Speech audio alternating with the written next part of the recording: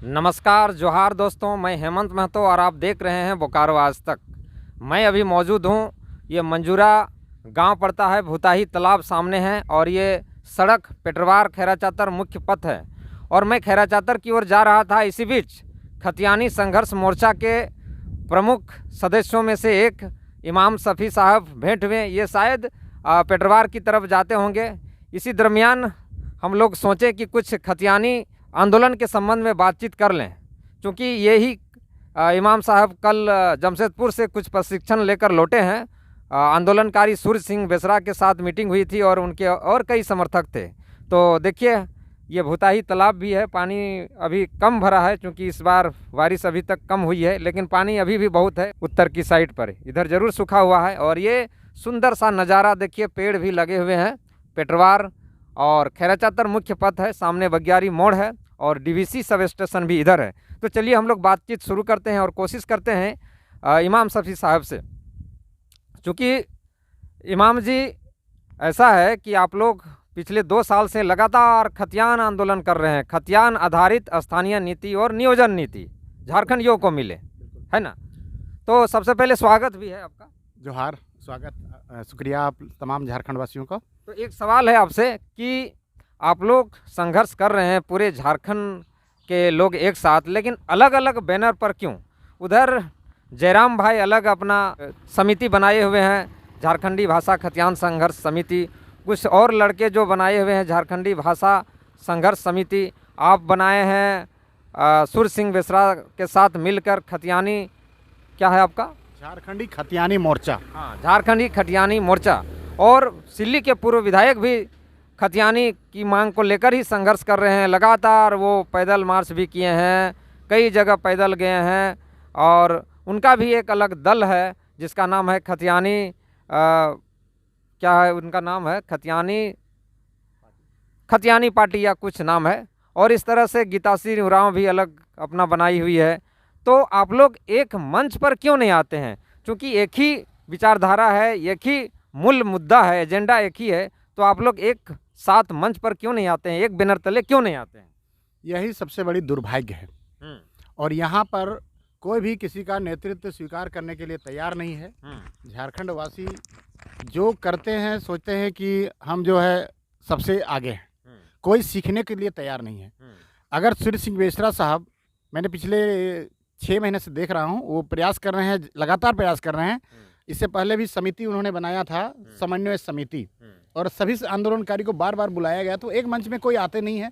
और इसी कारण से झारखंड जो है बाहरियों के द्वारा लूटा जा रहा है, लगातार लूटा जा रहा है। और झारखंड के नाम का जो है पर्याय बन गया है लूटखंड। अभी लूटखंड के नाम से जाना जाने लगा है, झारखंड नहीं, बिल्कुल लूटखंड। क्योंकि यहाँ पर आप देखिएगा, जिधर खोदो वहाँ आपको खनिज मिलेगा और जहाँ खोजिए वहाँ भ्रष्टाचार मिलेगा। तो यहाँ इतना ज़्यादा लूट है कि भारत का सबसे अमीर राज्य होते हुए भी आज सबसे ज़्यादा गरीबी, सबसे ज़्यादा अशिक्षा, सबसे ज़्यादा बेरोजगारी, सबसे ज़्यादा पलायन, सबसे ज़्यादा कुपोषण और सबसे ज़्यादा अशिक्षा के साथ साथ भ्रष्टाचार भी मिलेगा। और मैं नहीं बता रहा हूँ, ये सरकारी आंकड़ा बता रही है। तो इतना सारा दुर्भाग्य स्थिति में हम लोग क्यों हैं, यही सबसे बड़ा कारण है। और सही सवाल आपने उठाया है सर। और आप हमेशा बोकारो से लेकर के पूरा झारखंड का मुद्दा को हमेशा उठाते हैं। तो मैं यही कहूँगा और कि यही हम लोगों की कमज़ोरी है, हम लोग किसी का नेतृत्व स्वीकार नहीं करते हैं। और यहाँ सभी लोग सुप्रीमो बनने के चक्कर में यहाँ पर जो है हम एकजुट नहीं हो पाते। हमको एक और याद आया, रिजवान अंसारी साहब, वो भी अपना खतियानी मुस्लिम मंच बनाए हुए हैं। बिल्कुल। तो यही न कहना है कि यहाँ हम एक मंच में जब तक नहीं आएंगे तो कुछ नहीं होगा। यहाँ सिर्फ मौका मिलना चाहिए। लोग चौका मारने के लिए, यहाँ हाईजैक करने के लिए लोग उतावला रहते हैं। ये नहीं कि मिलजुल करके हमारे जो है समस्या है, जो 23 साल झारखंड बना हो गया, आज गरीबी, बेरोजगारी सब चीज़ है, इसको कैसे ख़त्म किया जाए, ये लूट खंड जो बना हुआ है, इसको कैसे इस कलंक को धोया जाए, इस पर कोई गंभीर नहीं है। सिर्फ अपना अपना नाम और चेहरा चमकाने के चक्कर में लगा हुआ है। तो एक बात आपने कहा कि सभी अपने अपने को सुप्रीमो मान रहा है और सुप्रीमो बनने की होड़ लगे हुए हैं। अपना आंदोलन समझिए, सुप्रीमो बनने के लिए वो संघर्ष कर रहे हैं। संघर्ष कर रहे हैं, बिल्कुल मुद्दा को संघर्ष नहीं कर रहे हैं। क्योंकि मैंने आज से एकदम देख रहा हूँ, आंखों देखा मेरा हाल है।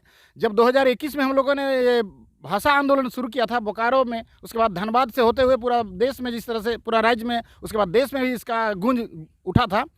और भाषा के बाद खतियान आंदोलन, उसके बाद नियोजन नीति पर कितनी बड़ी बड़ी आंदोलन हुई है। विधानसभा घेरा हुआ है, मुख्यमंत्री आवास घेरा हुआ, झारखंड बंद हुआ, जो कि एक स्टूडेंट बताइए नियोजन नीति को लेकर बंद करता है, लेकिन पूरा क्यों नहीं होता है? क्योंकि अलग अलग गुट पे बंटे हुए हैं, और यही सबसे बड़ा दुर्भाग्य है, और यही हमारी जो है पराजय का कारण है।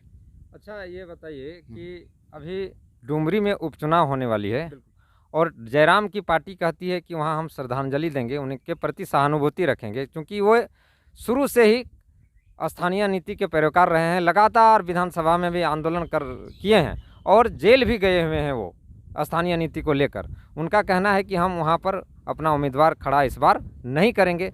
आपकी पार्टी वहाँ पर क्या करना चाहेगी? झारखंडी खतियानी पार्टी पहले ही घोषणा कर चुकी है कि वहाँ कैंडिडेट खड़ा करेगी। हाँ, जहाँ तक उनके सम्मान की बात है तो हम लोग उनका सम्मान करते हैं, क्योंकि टाइगर जगन्नाथ महतो ही एक थे झारखंड के टाइगर, जिन्होंने हक और अधिकार के लिए, गरीबों मजदूरों के लिए और आदिवासी मूलवासी के लिए और 1932 की खतियान के लिए, यहाँ तक का उनका गाड़ी और उनका मोबाइल नंबर भी 1932 था।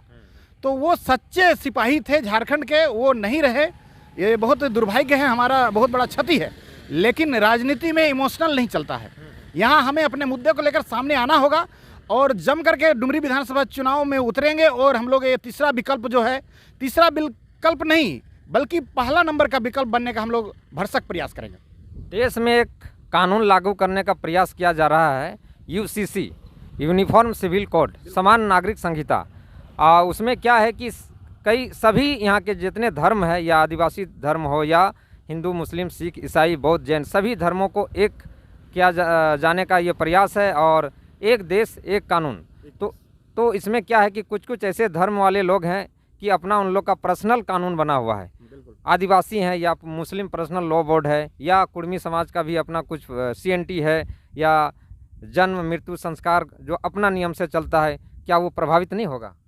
बिल्कुल प्रभावित होगा। इसीलिए देख रहे हैं कि आदिवासी मूलवासी हो या तमाम वर्ग के लोग जो है विरोध कर रहे हैं। तो देखिए, भारत एक लोकतंत्र है और संविधान से यहाँ देश चलता है। और जो इस तरह से ये यूसीसी का बात है, ये अनुच्छेद 44 में दिया हुआ है, ये नीति निर्देशक तत्व के अंतर्गत आता है। भाग 4 में ये नीति निर्देशक तत्व बताता है कि ये कोई केंद्र सरकार किसी राज्य सरकार पर थोप नहीं सकता है। ये राज्य सरकार चाहे तो इस कानून को अपने सुविधा के लिए, अपने जनता के हित में इसे लागू कर सकती है या अथवा नहीं भी कर सकती है, लोगों का सहमति को लेकर के। क्योंकि लोकतंत्र में लोगों का जो है, भारत के लोग ही सर्वोपरि होते हैं।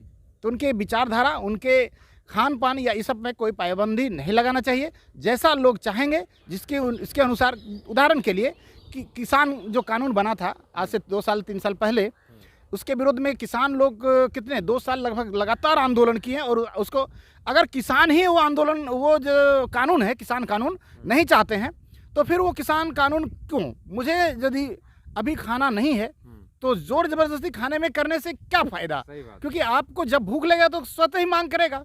तो अभी उस यूसीसी के लिए लोग तैयार नहीं हैं, मुझे जहाँ तक लगता है। और संविधान सम्मत यही कहता है कि लोगों की भावनाओं के साथ किसी प्रकार का छेड़छाड़ या इस तरह से प्रेशर या दबाव दिया जाता है, तो ये गंदी राजनीति नहीं होनी चाहिए।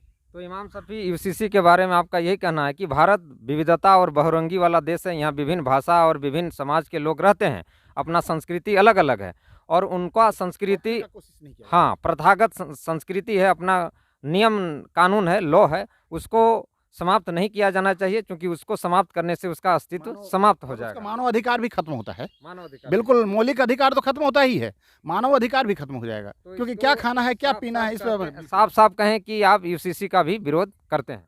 बिल्कुल, जो जनता के हित में नहीं हो, जनता जो चाहे, मान लीजिए सभी लोग कहे कि हम लोग समान रहना चाहेंगे, तो फिर ठीक है, क्योंकि जनता ही सर्वोपरि है। भारत का संविधान के प्रस्तावना में साफ साफ लिखा है कि हम भारत के लोग, भारत को एक लोकतंत्रात्मक गणराज्य बनाने के लिए हम भारत के लोग, यानी भारत ही के लोग जो है, जनता जो है सर्वोपरि है, उसी के जो मांग है उसी के अनुसार काम होना चाहिए। बस यही एक विधि सम्मत बात है। बहुत बहुत धन्यवाद। तो ये थे इमाम शफी साहब, लगातार खतियान आधारित स्थानीय नीति, नियोजन नीति की मांग को लेकर लड़ाई लड़ते आ रहे हैं पिछले 2 सालों से, और अभी पूर्व विधायक सुर सिंह बेसरा के साथ हैं और उनके साथ प्रशिक्षण सत्र में भी शामिल हुए हैं और उन्हीं के साथ ये काम करेंगे उनके दल में। बहुत बहुत धन्यवाद है और हमारे चैनल को सब्सक्राइब, लाइक, फॉलो और शेयर करें। तब तक के लिए जोहार, धन्यवाद, आदाब।